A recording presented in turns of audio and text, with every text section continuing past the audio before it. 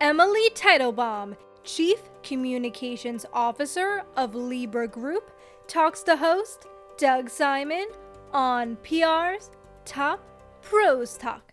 Emily, could we start for context by having you share a little bit about what Libra Group is? Of course. So Libra Group is a global business group that is privately owned, and we're very diversified. We're in 6 distinct sectors. So it ranges from maritime, aerospace, renewable energy, real estate, hospitality, and then diversified industries. And what makes us really interesting is that we have 20 subsidiaries that are active in around 60 countries across the world. My team and I have a really exciting and diverse remit. Yeah, and obviously things are changing so quickly, and AI is having an impact. Do you see AI having an impact on the future of the communications team? Yes, absolutely. We really work to try to harness AI. I think it's a huge part of this agile future communications team. And I think it's equally important to have the ability to know how to use these tools and to create content as it is to know their inherent challenges so that you can see if false, the false reads that come out from it, or you can tell areas it will. I think my rule of thumb is that we always kind of spend the same amount of time humanizing the AI content after it's generated as we would on a first draft. We just spend it in a different way. But AI has so much potential, and I think I'm really excited about some of the ways that my team is currently exploring that. Yeah, and we see that authenticity is so valued within organizations and within communications. Is there a way that AI can actually help with authenticity instead of undermining it? Yes, I think absolutely. So I think Axios has a really interesting take on this called the shards of glass media environment that's happening now.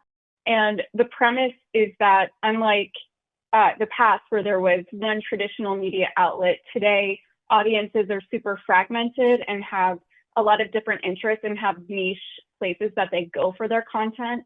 So the way I think AI can really help connect people on a human level is to help us create drafts and to tailor content that resonates to bespoke audiences. But I know we've talked about this in the past, but I truly think that AI is only as good as the user is and the emotional intelligence of the user. So you really have to look at it through a discerning eye. And I think nothing beats person-to-person communications. And as this media environment is so competitive and there is a proliferation of AI content, people are more skeptical of content that they're reading out there online and on different platforms. So I think what that means is that the content that we create has to be excellent, and it has to be superhuman and has to really be of interest to them, or else they're not going to read it. So the onus is on us to use AI responsibly, but also to understand that we have to create quality content that actually breaks through. Otherwise, we'll just be bots talking to other bots online. You talked about agility before and the importance of it. Is that tied to what leaders can do to create what you call a ready first communications program? Yes, absolutely. I think that it has been well noted in different newsletters, like I know Axios, Politico have covered this. The rise of the communication generalist is really something that I think AI is driving, and the tech revolution itself is kind of driving. So the comms professionals of today need to be jack of all trades. And as the ecosystem changes and new technological tools exist, it's our responsibility to learn how to use them, because if we don't learn, we will be disrupted by people that do know it. So I absolutely think that agility and embracing change and kind of this mindset of just embracing change is very, very important, not only in communications, but in the broader global workplace. Yeah, and as you talk about, the future of communications, do you think that's going to mean that every sort of communications function at organizations or at agencies will need a chief AI officer, or will there be multiple chief AI officers throughout organizations? It's a really interesting question. I know that some primarily technology companies have introduced a new chief AI officer. And I think the jury is out on that, where the chief AI officer will sit or what kind of power they will have. I know for many organizations that there is a sense of who owns AI, what function will oversee AI. Is it communications? Is it legal? Is it regulatory? Is it IT?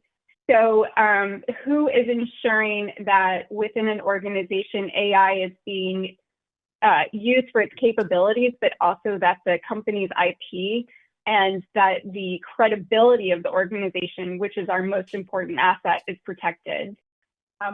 So I know for my organization, that has been a huge topic of debate and conversation. And I think that many companies end up honestly not doing anything at this point and just waiting to see how things shake up. And I do think that's problematic. I think someone needs to take the lead. So I'm actively following these chief AI officers and kind of where they sit in the organizational context. Yeah, and over time, the PR industry, if you will, has sort of missed out and not taking the lead on web content at the start of that revolution. So it probably makes sense, especially for the agencies, they should be thinking in terms of their own chief AI officers to really be advising what they're doing both internally and for clients. One of the things that's so important in communications is encouraging collaboration when you are fighting, combating challenges. Do you find that AI can play an important role and is playing an important role in encouraging collaboration, or will people be like just collaborating with AI instead of also with each other? It's such a good question. And I absolutely think that collaboration using AI is extremely vital. AI has an opportunity to put a mirror in front of our faces and show us what the content looks like to a third-party observer. So in my own case, where that has helped is every communicator has been in a situation, right, where your news item or your release, your messaging has to go through regulatory and legal review. AI is an ability to, after it's been through many different iterations with many different teams, to ask it to assess your content and say, what are the key messages? What are the key takeaways? What are the 5 key things? And to really have an impartial way to say back to legal or regulatory or other stakeholders, hey, the essence of what we were trying to get across has been diluted, and we need to work together to come to a solution. In my environment, that's something I've done a lot of. Yeah, and this is a question I've never asked anyone before on this show, but I think it makes sense as a fit. And it's, if you were a generative AI bot yourself, reviewing the conversation we've had, what would be the takeaways, your final thoughts that you'd want to emphasize? I love that question, Doug. So I think authenticity in the age of AI is absolutely key. As our technological capabilities grow, I would say so too must our EQ and our ability to understand how to use the tool to connect more deeply with each other and to further goals. If it ends up making us further siloed, then the tool will have failed us. And I think it needs to make us function as more human. I also think be the disruptor or be disrupted. So the takeaway is be bold, try new things, really value and push agility and nimbleness of mind on your team.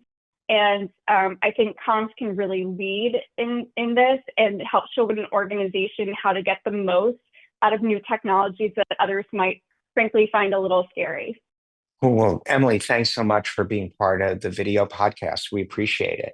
Thank you for having me, Doug.